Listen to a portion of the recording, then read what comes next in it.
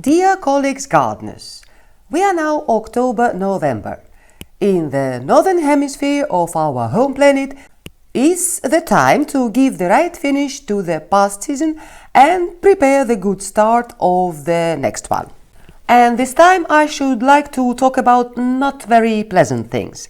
I'd better say very unpleasant things, diseases and plagues in the garden. Everyone knows this feeling. You plant and sow the plants, you see them grow, you take care of them and they grow good and everyone is happy and one day, lap. In the middle of the summer, the leaves get yellow or brown. An apple gets ugly spots. The most sweet carrot starts to rot.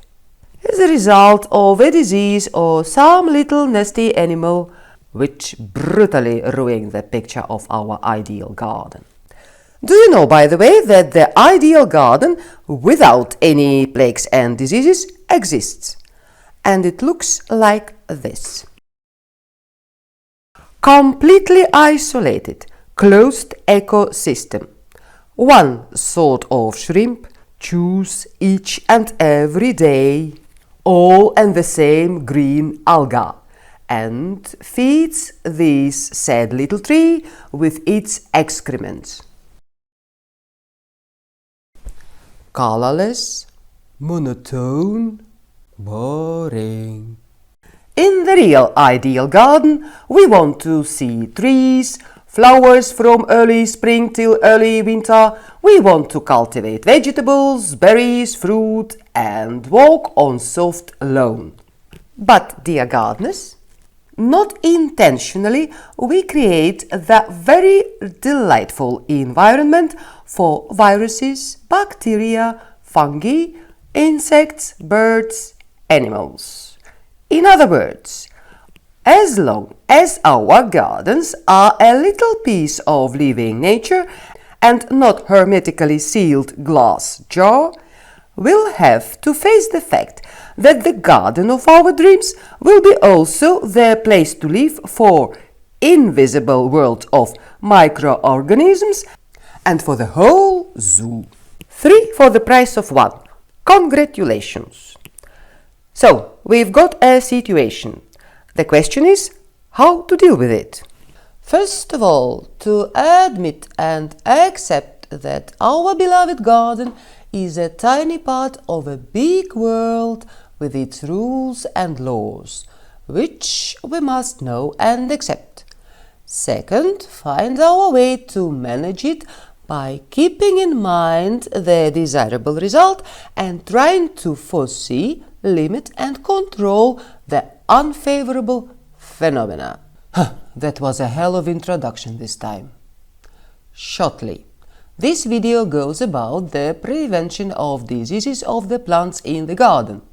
Now I've said it. What causes the diseases of plants actually? The most common, regular and aggressive are caused by fungi. The word fungi doesn't mean fun, but in Old Greeks, funus ago, free translated, I'm a killing machine.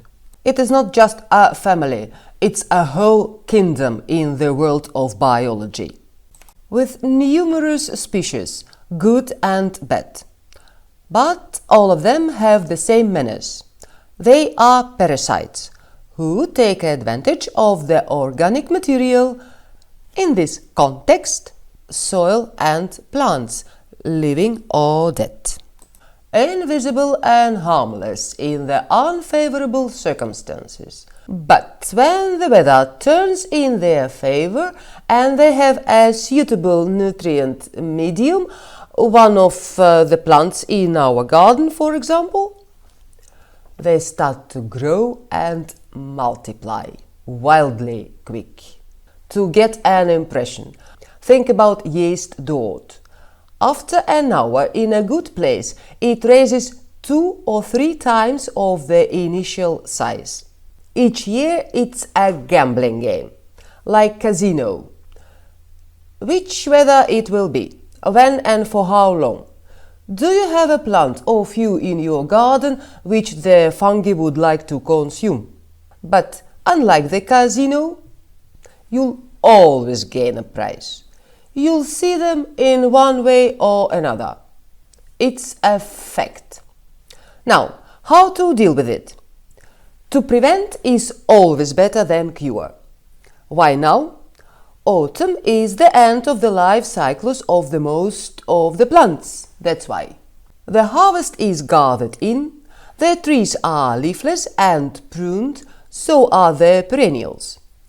The time of the year when the presence of organic material is on its minimum level. The plants are falling into their winter sleep, so do the fungi, their spores more exactly.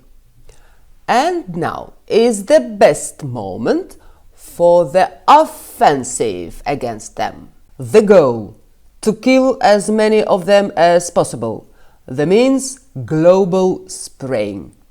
I sprinkle everything in the garden: plants, lawn, soil, paths, furniture, constructions.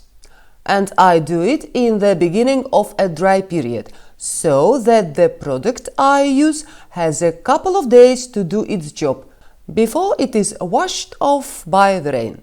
Yes, the product. The general name for all the products against fungi, no matter if they are prepared from natural or chemical products, self-made or self-bought, is fungicide. And to all the followers of biological or organic gardening, do not jump off. I'm not going to preach for any specific product. I just want to talk about pros and contras in general. The choice is yours. Self-made fungicides are getting very popular. You will find many and different recipes of them. Also, a little bit further in this video. Plant infusions, water solutions of soda, black, brown or green soap, even milk. They are cheaper and less toxic. Very good. Less good? Infusions, for example. It takes time to prepare them and a rather big reservoir. For my garden I need 30 up to 40 liters to sprinkle. Soda, soap and milk. I use them all. Soda and soap mostly in the summer for growing vegetables and ripening fruit, and milk for my indoor plants. Organic products. Expensive. Normally, because they are based on microbial and biochemical product. And they have very specific, narrow spectrum. In other words, for every disease, another product. So that you must have the whole range of them.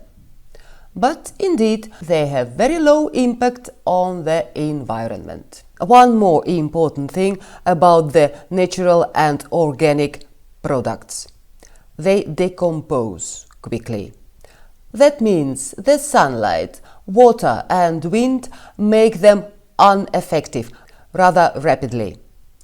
So you will have to use them more frequently, and in absolute liters you will have to pour 3 or 4 times more of them in comparison with any chemical product.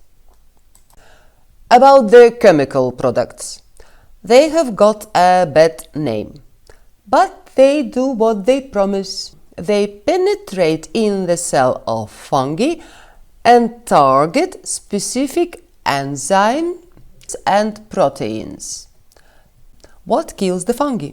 The new generation of fungicides do not destroy the parasite, but give chemical signals to the plant that activate plant defense mechanism. Very smart. Yet, choose the products of a reliable brand.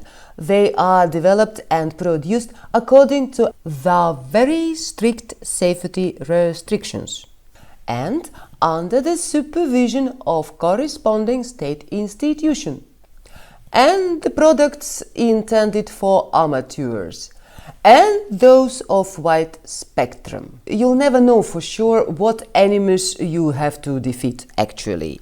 By applying them, always wear protecting gloves and spectacles and be very accurate with the dosage. Sure, never more than necessary. I use them when their negative by-effects do the less harm, just before winter. There are no fruit, berries or vegetables we eat, and the circulation of vital juices inside the plant slow down. That is why they absorb the bad stuff much less. Then there is more of this bad stuff for the nasty fungi, and more of them will fall dead. One more thing. The fungi are small but not stupid. Their genes can adapt themselves permanently. Mutate, in other scientific words. So they can develop resistance against one certain fungicide. Conclusion: do not use the same product for a long time. The best strategy is to vary them, another for each season, or one time a chemical, another time soap or soda. The fungi can also change their diet and start to suck the juices from a plant they never touched before. That is why the global sprinkling, every season, is strongly recommended. And if the weather in autumn does not dispose to this operation, no pressure. Do it as first thing in spring. I've said enough for this time, and I'll return to this subject in another season with some more details and remarks. Not because I like to do this kind of work in my garden. No one does. But that is a necessary part of what they call cultivation, managing, maintenance, care in no matter what wonderful world of gardening. See you again and soon in Mama's garden. Stay healthy and prosperous. Bye.